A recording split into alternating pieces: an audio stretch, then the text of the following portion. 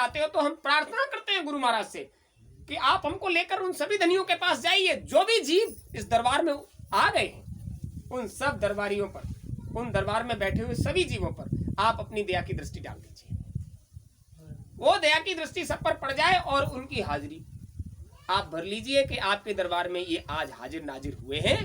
भविष्य में इनके पास यम के दूत, कर्म के कर्जे, इनके पास भव की फांसे, जब अंतिम समय में इनके पास आए, अपने जाल में फंसाने का प्रयास करें, उस वक्त आप इनकी संभाल कर देना। ये प्रार्थना करते हैं इन सब जीवों का कल्याण हो जाए, इन सबका उद्धार हो जाए। एक बड़ी बात, संत मत का रास्ता ऐसा है, जब संत मत के रास्ते पर किसी सेवादार को सेवा दी जाती है तो संसार के सभी जीव उसके मालिक होते हैं। क्योंकि सेवादार का मतलब जानते हो, नौकर चाकर, सेवा करने वाला, तो सभी उसके मालिक होते हैं। न तो कोई उसका दुश्मन होता, न कोई उसका मित्र होता, न कोई उसका सगा संबंधी होता, न कोई उसका रिश्तेदार होता, सभी उसके मालिक होते हैं। और सेवादार की ये जिम्मेदारी होती है कि वो सबकी सेवा करे। ये वचन वाणी की सेवा, साधना में सेवा, सत्संग में सेवा, संसारी भाव में जो भी कर सकता है उसकी व्यवस्था करे। देखिए, आप आते हो तो आपको बिछावन की सेवा, आपके लिए उचित बैठने की सेवा, गुरु महाराज का आसन, तुम्हारे लिए प्रसाद, पानी वानी की सेवा, ये आपको नहीं करनी पड़ती। जब आते हो तब गुरु महाराज ने कहा, खूब ध्यान से समझ लीजिए हमारी बात को। ये संगत जिसे आप देख रहे हो, ये मैं ही हूं। अखंड मंडलाकारम व्याप्तम येन चराचरम तत्श्री पदम दर्शिता तस्मै श्री गुरुवे नमः। ये जितनी संगति है उनके सबके अंदर मैं ही तो हूं। ये हमारे बच्चे हैं, उनके अंदर मैं खुद हूं। तो रामचरितमानस में गोस्वामी जी महाराज ने लिखा, सिया राम मैं सब जग जानी, करो प्रणाम जोर जोग पानी। संसार में जो भी है, जहां भी है, जैसा भी है, वो परमात्मा से अछूता नहीं है। सबको कैसे कहा, जोर जुग पानी। जिस तरह से संसार में पानी अपनी प्रकृति को बदलता है, लोटे में कर दो लोटे जैसा, गिलास में कर दो गिलास जैसा, कटोरी में कर दो कटोरी जैसा, थाली में कर दो थाली जैसा, जिस बर्तन में डालो वैसा ही आकार अपना बना लेता है। उसके बाद रंग, हरा डालो हरा हो जाए, लाल डालो लाल हो जाए, पीला डालो पीला हो जाए। जोर जुग पानी, जो जैसा है उसके अनुसार वैसा ही स्वभाव आचरण बनाकर उसकी सेवा कर दो। सेवा ही तो करनी है। संत मत में सेवा का सबसे बड़ा काम है। सेवा के वशीभूत आप हम यहां आकर बैठे, क्या कहा, काल करी हम सेवा भारी, सेवा बस हम कछु न विचारी। काल ने हमारी इतना सेवा किया कि हम सेवा से खुश हो गए और हमने उससे कहा, बोलो तुमको क्या चाहिए। जब उसने इतना सेवा किया कि सेवा से प्रसन्न होकर हमने उससे कहा, बोलो तुम्हें क्या चाहिए, ये विचार नहीं किया क्या मांग लेगा। तो उसने कहा, हमें आपके जैसा वैभव चाहिए। हमने कहा दे दिया। बोले हुजूर वैभव तो दे दिया, उसमें जब कोई नहीं होगा तो हमें अच्छा कैसे लगेगा। आपको पूरा गांव खाली करके गांव में छोड़ दिया जाए तो आप निकल के भाग जाओगे। यहाँ कोई है नहीं, हमको अच्छा नहीं लगता। अरे जब तक वहां की संतति नहीं होगी तब तक क्या होगा, हुजूर दया कर दीजिए। तो उन्होंने अपने जैसा वैभव आप जीवात्माओं को दे दिया। तो सेवा के बस आप यहाँ आ गए तो आप भी बिना सेवा के किए यहाँ से वापस जा नहीं सकते। सेवा के बसीभूत आए हो तो सेवा करके ही जा सकते हो, बिना सेवा के यहाँ से नहीं जा सकते। जो भी सामने आए उसकी सेवा करनी पड़े। सेवा नहीं करोगे तो अभी थोड़ी देर पहले आपसे ये कहा गया था, ध्यान रहे, आपके अपने ये कहेंगे जब तुम सेवा के लायक नहीं रहोगे, जब तुमसे उनको लाभ नहीं मिलेगा, जब तुमसे उनको सुख नहीं मिलेगा, तो वो ये चाहेंगे कल मरो सो ब्याल मत जाओ, हमें तुमसे क्या फायदा, कल मरो अभी मर जाओ। और आपको बहुत खराब लगेगा, जिनके लिए हाथ तोड़ मेहनत किया, पूरा जीवन लगा दिया और वही ये चाहते हैं कि मर जाओ। तो संत मत भी कहता है, बिना मरे तुम्हें कुछ भी मिलने वाला नहीं है। आप आमेट जीवित मरे तो पावे करतार। उतनी देर के लिए जितनी देर आप अपने निमित्त काम में लगोगे तो उस समय की आपको कद्र करनी पड़ेगी। गुरु महाराज के लिए 1 घंटा शाम को समय निकालते हो, 4 पाई पे बैठ जाओ। आप पुराने नामदानी नहीं हो, गुरु महाराज का जगाया हुआ नाम जय गुरुदेव इसको तो जानते हो। कितना भी भीषण संकट हो, कहीं भी आपत्ति का समय हो, 10 बार नाम लीजिए, मालिक की दया हो जाएगी। आप अनुभव कर लीजिए, नाम लेते ही उनकी दया उतरेगी। अब नाम में कितना प्रभाव है, अब तो सारा आचरण व्यवहार ही बदल गया है। पहले नाम भी जो रखे जाते थे वो ये सोच कर रखे जाते थे कि उस नाम से, उस बच्चे के नाम से संस्कार जुड़ जाएगा और हमारा कुछ भला हो जाएगा। आपने सुना होगा अजामिल की कथा को। अजामिल की पत्नी बड़ी साध्वी सुलक्षणी थी और अजामिल डाकू था, अत्याचारी, व्यभिचारी, संसार के सारे अमल उसमें, दूसरों की हत्या करके दूसरों का धन छीन कर परिवार का पालन पोषण। पत्नी बहुत परेशान रहती, बार बार समझाती आप ऐसा मत करिए, आपके ऐसा करने से एक ही बच्चा है, एक बच्चा हो गया, एक ही बच्चा है, महात्मा जी की दया कृपा हो गई, एक बच्चा हो गया है, इस पर क्या प्रभाव पड़ेगा, अरे आने वाला भविष्य इसका खराब हो जाएगा, इसलिए आप मान जाइए। और वो क्या कहता, देख भाई तू कुछ भी कर, हम तुझे रोकते नहीं, लेकिन हम जो कर रहे हैं उसमें दखल मत दे। नित्य अत्याचार करके धन की कमाई करके लाता और अपने हिसाब से व्यवहार करता। वो दुखी हो गई। बच्चा जब थोड़ा सा बड़ा हुआ, महात्मा जी फिर दरवाजे से गुजरे।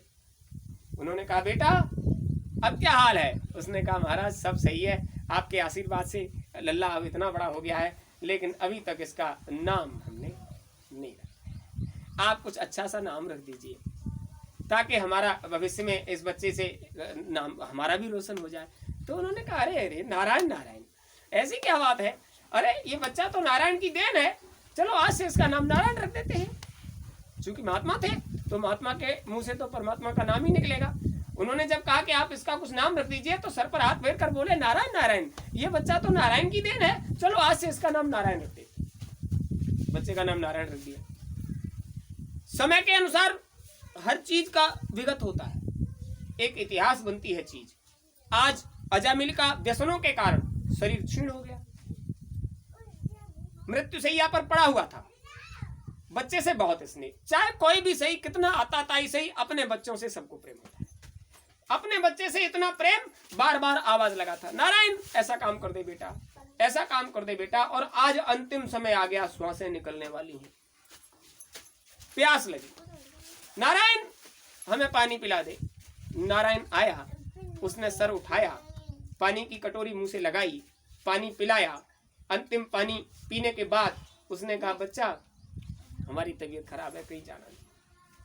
उसने कहा पिताजी आपकी तबीयत खराब है, आप चारपाई पर पड़े हो, परिवार को चलाने के लिए चूंकि मैं अभी छोटा हूं फिर भी हमें कुछ न कुछ करना पड़ता है, आपकी सेवा के लिए कुछ न कुछ उद्यम करना पड़ता है।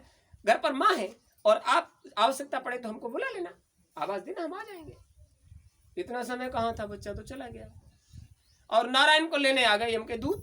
जीवन भर अत्याचार करके जिसने कमाई की हो, दूसरों की हत्या की हो, लूट खसोट की हो, तो वो तो सारी बात लिखी जाती है, वो तो लेखा जोखा चलता है। ये दोनों गंधर्व जो कंधे पर बैठे हैं हर पल कलम चलाते हैं और वो कैमरा लेकर हर वक्त खड़ा रहता है। तुम अंधेरे में करो चाहे उजाले में, वो तो फोटो छपती है, वो सारा काम होता है। वो सारा चिट्ठा यमराज के यहाँ था। उन्होंने कहा देखो भाई वो अजामिल नाम का व्यक्ति है, उसका समय पूरा हो गया, जाओ लेके आओ उसे। यमराज ने अपने दूतों को भेज दिया। जब दूतों को भेजा और दूत वहां आकर खड़े हुए, अब तो हवा खराब हो गई अजामिल की। वो चिल्लाया अजामिल, इतना तेज चीखा, उन्हें देखकर अब तो घबरा गया। चीखा नारायण नारायण ये हमको लिए जा रहे हैं, नारायण हमको बचाओ, अरे नारायण ये हमारे पास आ गए, देखो ये सामने खड़े। अब वो तो जब वो चिल्लाया नारायण ये हमको लिए जा रहे हैं, नारायण जल्दी आओ, नारायण हमको बचाओ, यमराज के दूत उसको फांस फेंक रहे थे उसके प्राणों को खींचने के लिए। उसकी आवाज को सुनकर वहां बैकुंठ में बैठे नारायण को आवाज गई कान में, अंतमति सो गति। देखिए बच्चे का नाम नारायण रखने से नारायण के कान में आवाज गई। उन्होंने पार्षदों से कहा सब सेवा छोड़ो, तुरंत पहुंचो, देखो हमारा कोई भक्त हमें पुकार रहा है। आवाज पर सीधे लगे आकर देखा तो यमराज के दूत जो फांस फेंक रहे थे उसको प्राण निकालने के लिए। उन्होंने दूर से आवाज लगी आप हटो यहाँ से। जैसे ही नारायण के पार्षदों को देखा यम के दूत तो भाग खड़े हुए, ये यहाँ कैसे आ गए। उन्होंने कहा महाराज हमारे धर्मराज ने भेजा है और इसको ले जाना पड़ेगा, बड़ा आताताई अत्याचारी क्रूर निर्दयी, अरे इसने संसार में किसी को भी सुख नहीं दिया, इसको ले जाना पड़ेगा, वहां कर्म कर्जा का लेखा जोखा होगा। उन्होंने कहा ले जाना हम नहीं मना करते, लेकिन अभी तो इसे सीधे नारायण के दरबार में जाना पड़ेगा। इसने उनको पुकारा और उन्होंने हमको भेजा, देखो विमान लेकर आए हम, इसको बिठाकर और विमान में सम्मान सहित ले जाएंगे, वहां जो होगा उसके बाद तुम्हारे पास भेज देंगे। पहले तो हमारा अधिकार है, हमारे मालिक को बुलाया, हुजूर महाराज को बुलाया, नारायण को बुलाया, नारायण ने हमें सेवा में भेजा और सेवा करना हमारा कर्तव्य है, वो हम अपना कर्तव्य नहीं चुकाएंगे, हम भूलेंगे नहीं, हमको तो करना है।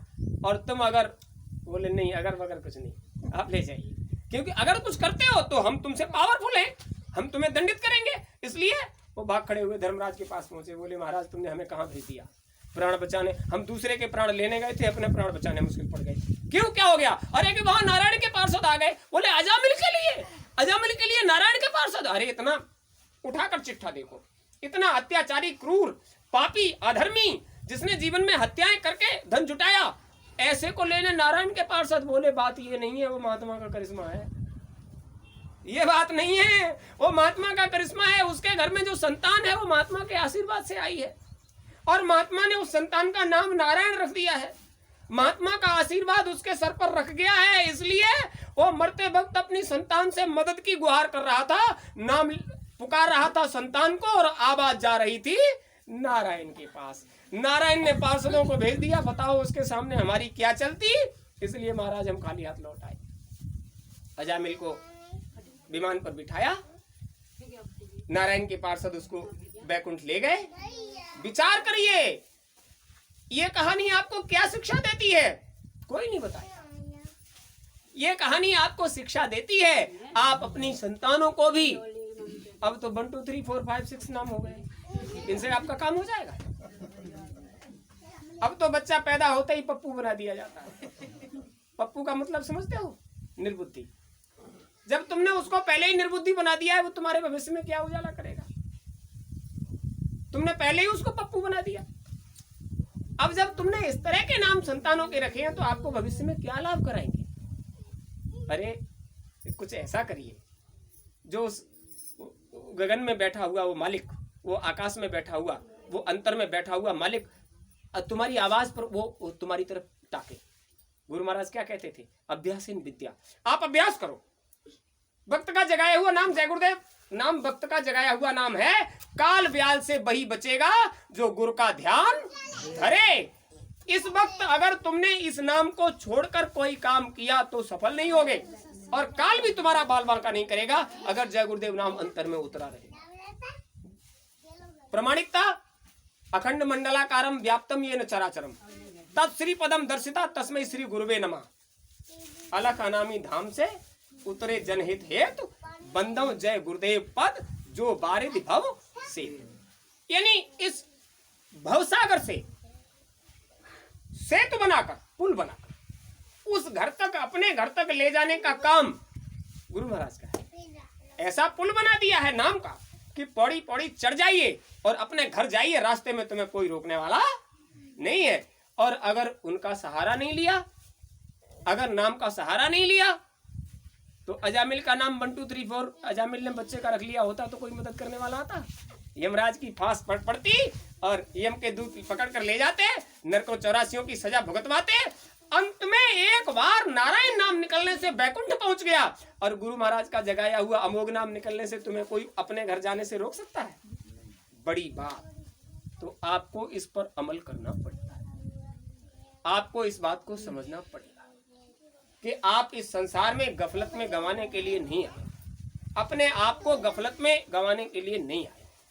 जो भी समय आपके पास बच गया उसे सतगुरु एक रस आनंद राशि, जितना समय देते हो गुरु महाराज के लिए, आपको एक रस होकर देना पड़ेगा। और जब तक आप एक रस नहीं होगे, इस बात का दावा है कि आप चने की पोटली छप्पर में घुरस दीजिए, तुम्हारे किसी काम आने वाली, और एक रस हो जाओगे तो ये भंडार इतना बड़ा हो जाएगा कि उधर जहां जाओगे वहां तुम इतने वैभव वाले होगे कि लोग तुमसे डरेंगे।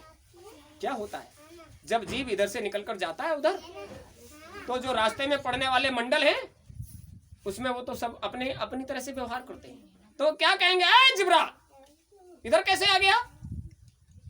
अगर आपने गुरु का सहारा लिया है तो आपके अंदर आपका आत्मबल है, और वो जिब्रा कहेगा तो डांट कर कहोगे तुम हमको नहीं पहचानते, जिब्रा कहते हो, वो समझ जाएगा इसकी तो डांट हमसे भी ज्यादा तेज है, वो झेप जाएगा। और उसने कहा जिब्रा इधर कैसे आया? जीव को जिब्रा कहते हैं। जब वो कहेगा ए जिब्राइल इधर कैसे आया, और तुम कांप के कहोगे हो हुजूर हुजूर भूल से आ गए, तो तुरंत पकड़ लेंगे। तुम डर जाओगे और वो पकड़ लेंगे, और वो आवाज लगाएगा और तुम कहोगे जवान संभाल के, तुम जानते हो आप कौन है? गुरु के अपनाए हुए जीव है। हाथ बंद कर आगे खड़े हो जाए, अरे भाई भूल होगी, आप तो कहीं भी जा सकते हो। आपको पहले ही बताया, नानक जाए अंगूठा बोरा, सब जीवों का किया निबेरा। जब नानक ने एक जीव के उद्धार के लिए, ओ नानक के अपनाए हुए जीव ने पूरा नरक खाली करा दिया, कितनी बड़ी पावर। तो क्या कहा संयमनी के राजा ने? उसने कहा महाराज तुम्हारे एक अपनाए हुए जीव ने आकर हमारे सारे नियम कायदे खत्म कर दिए, इस पर हमारा कोई जोर नहीं, अपनी मर्जी का किया इसने, हमारा कोई जोर नहीं चला। तो आप सोचिए, धर्मराज का जोर नहीं चलता मालिक के जीव पर। और हाथ जोड़कर कहा भूल से भी इधर अपने किसी जीव को मत भेजना, हम लेकर नहीं